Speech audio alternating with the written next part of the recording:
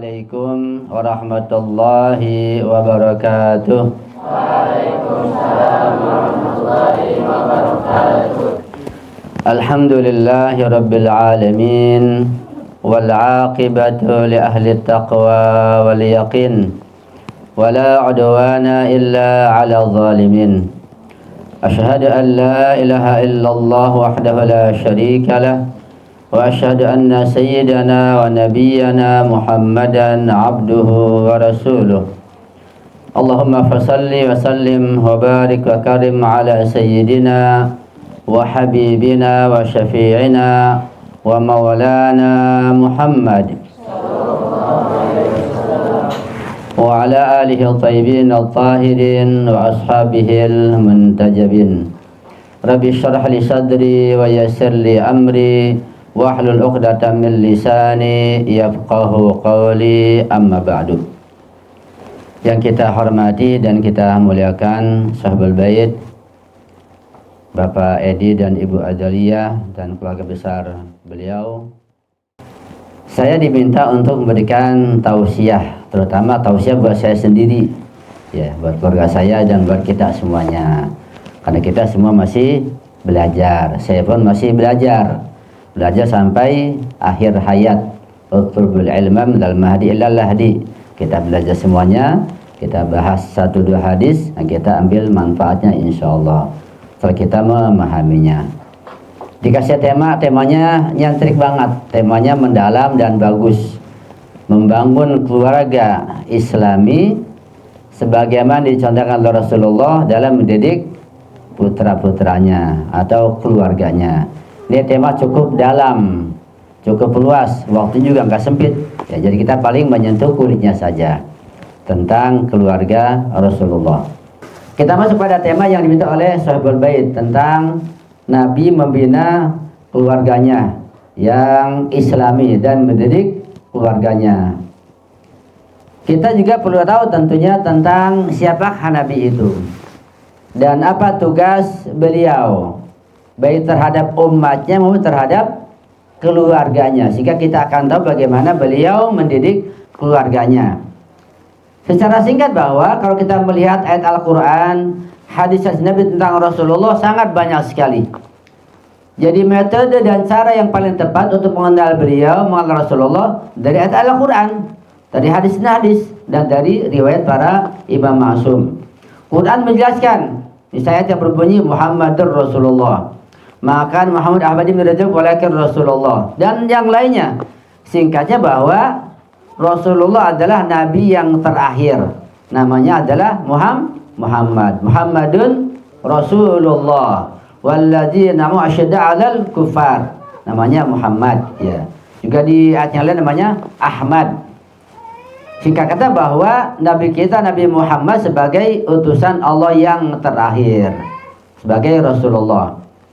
Dan apa tugas beliau? Quran telah menjelaskan bahwa tugas beliau adalah litubayyana lin-nas ma nuzila ilaihim, menjelaskan apa yang Allah turunkan kepada beliau, itu Al-Quran. Itu tugas beliau, menjelaskan wahyunya, ayatnya, menyampaikannya, dan juga memberikan tauladan atau contoh-contoh untuk masyarakat agar bisa ditauladani. Singkatnya menyampaikan amar ma'ruf dan nahi munkar dengan tauladan yang beliau contohkan. Itu tugas Rasulullah. Kemudian terhadap keluarganya, nah kita perlu mengenal keluarga Rasulullah. Karena orang itu semakin besar, tentu semakin di mata masyarakat, semakin besar pula pandangan masyarakat pada orang tersebut. Orang semakin tinggi pangkatnya, semakin tinggi nilainya, maka di mata masyarakat semakin besar kedudukannya. Dan tidak ada manusia yang terbesar, yang teragung selain Rasulullah.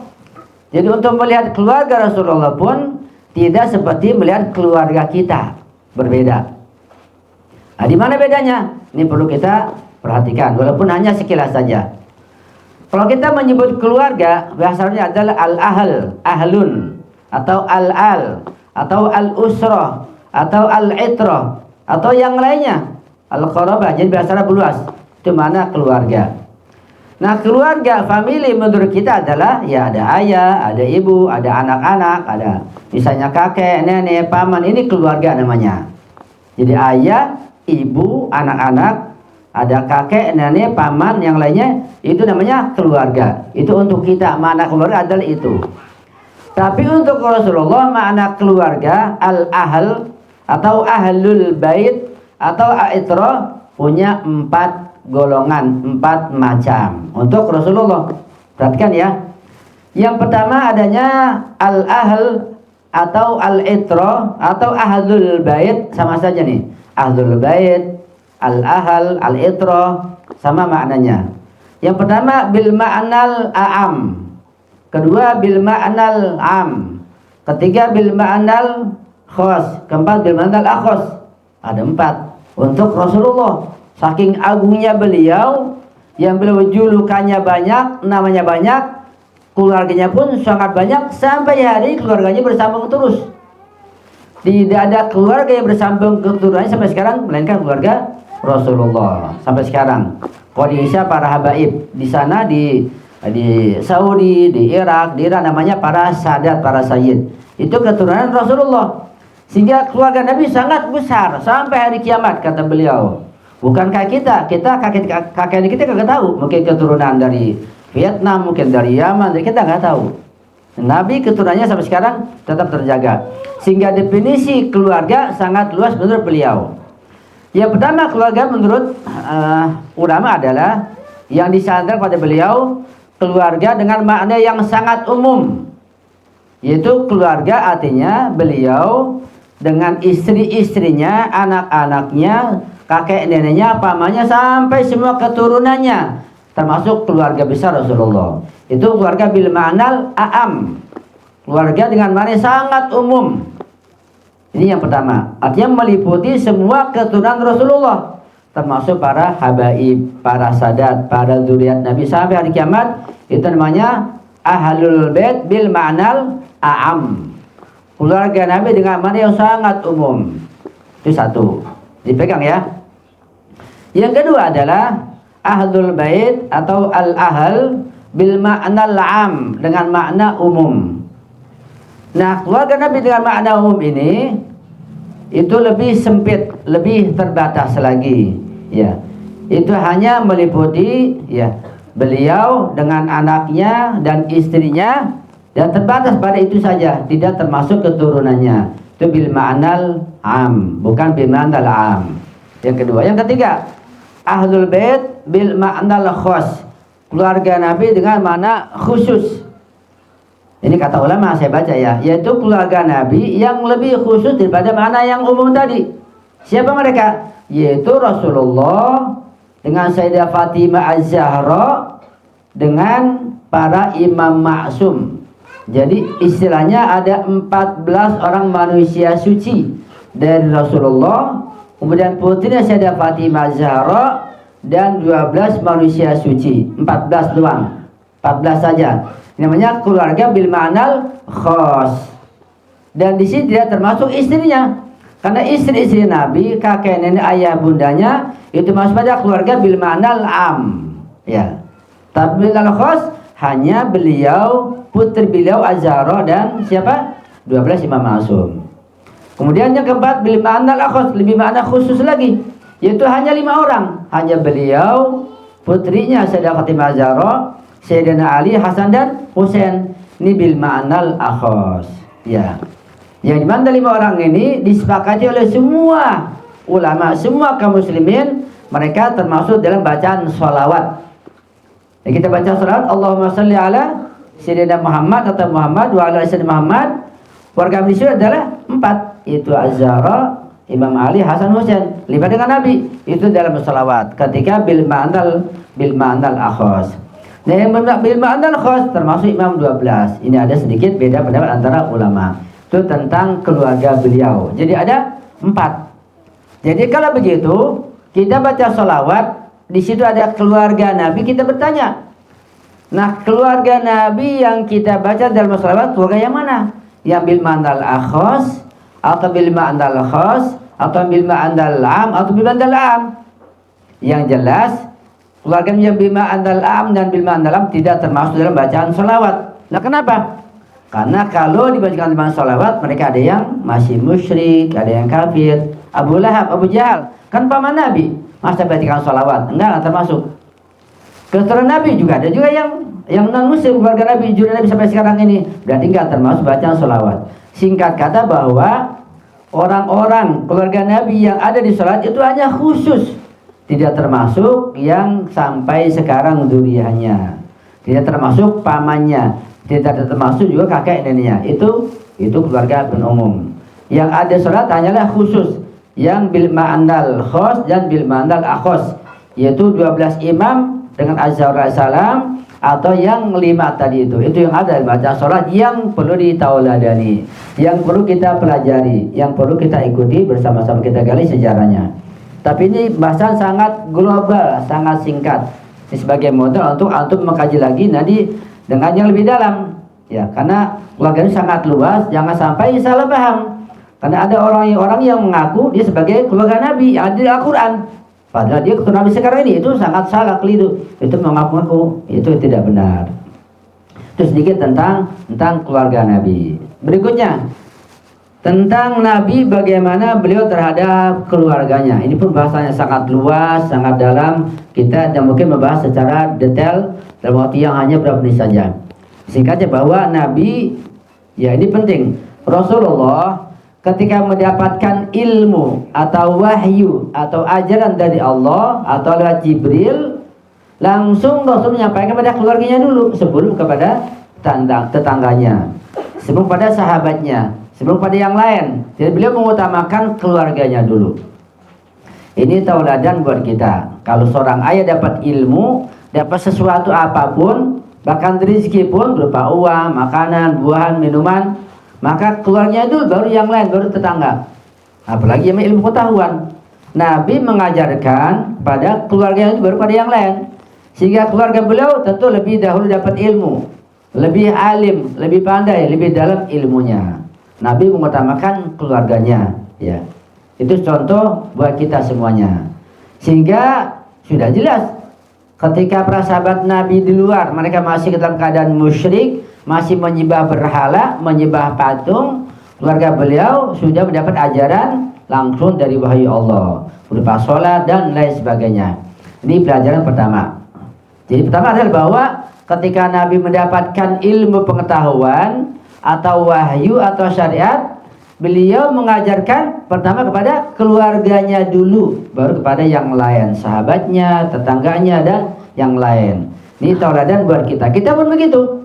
Selaku orang tua, selaku ayah, nanti akan menjadi ayah semua ini.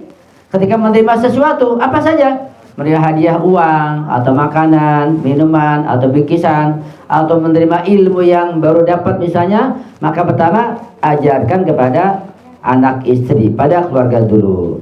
Dapat hadiah makan apa saja juga keluarga dulu. Ini contoh dari Rasulullah. Ya, contoh misalnya tentang sholat lah. Ketika ayat sholat turun, wa'mur ahlaka bis sholah wastabir 'alaiha, kata Allah. Wahai Rasulullah, perintahkanlah keluargamu untuk sholat dan bersabarlah ketika menjalankan sholat. Ini perintah kepada Rasulullah. Nabi bergegas menyampaikan perintah sholat kepada keluarganya dulu, baik yang di Mekah maupun yang setelah pindah hijrah ke Madinah. Nah, ketika ini turun di kota Mekah, dan waktu itu belum ada yang muslim dan Nabi belum punya anak, yang Islam hanyalah Sayyidah Khadijah, kemudian Sayyidina Ali dan Nabi. Nah, perintah sholat ini beliau sampaikan kepada siapa? Pada Sayyidah Khadijah, istrinya, kepada Sayyidina Ali. Sehingga orang yang pertama menjadi makmum sholat di belakang Nabi adalah 2 orang, Sayyidina Ali dan Sayyidah Khadijah. Jadi dari kaum laki-laki, dari sahabat Nabi, orang pertama sholat jadi makmum di belakang Nabi adalah Imam Ali atau Sayyidina Ali. Dan dari kaum wanita, kaum perempuan, yang pertama sholat di belakang Nabi jadi imam ada Sayyidah Khadijah. Imamnya adalah Nabi. Ini yang pertama. Dan berkembang seterusnya sampai masuk ke kota Madinah, periode Madinah. Ketika di Madinah pun ada ayat yang lain turun tentang sholat. Nabi pun mengajarkan sholat kepada keluarganya setelah Mi'raj dan seterusnya. Sehingga dikisahkan dalam berbagai kitab riwayat, kitab tafsir, Setiap Nabi akan melaksanakan sholat, karena masjid berdekatan, Nabi mengajak keluarganya dulu. Ya, Sayyidina Ali, Sayyidah Fatimah, Hasan Husain masih kecil sudah diajarkan sholat. Ini perintah dan contoh dari bahwa kita pun sebagai orang tua, ya nanti ini Abang Zafron, Abang Ghifari mengajak anak-anaknya latihan sholat, mengajak anak istri sholat berjamaah begitu. Itu mengutamakan keluarga dalam pengajaran sholat. Juga yang lain begitu juga, dalam pengajian lain diutamakan keluarganya terlebih dahulu, ya, utamakan keluarga. Kemudian ini masalah sholat, berarti masalah yang lain pun kita harus mendahulukan keluarga terlebih dahulu dalam ilmu apapun. Ketika mendapatkan ilmu dan layak buat keluarga, ajarkan kepada keluarga, nanti buat yang lain juga hal-halnya seperti itu juga. Kemudian tentang Nabi bagaimana berdakwah kepada keluarganya, kepada masyarakat secara umum, karena bahasan luas.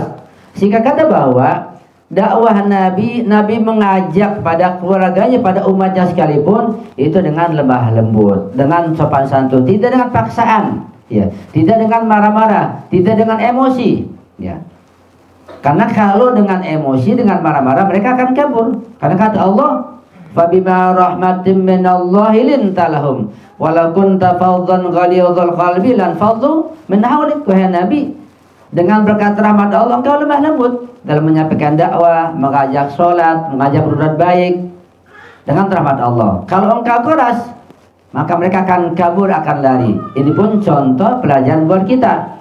Ketika kita ingin membina keluarga Islami dengan contoh Rasulullah, kita lihat ayat ini, bahwa mengajak keluarga itu dalam hal apapun, terutama anak-anak kita ini, dengan lemah lembut, dengan sopan santun, dengan kebijaksanaan, dan jelaskan alasannya, falsafahnya.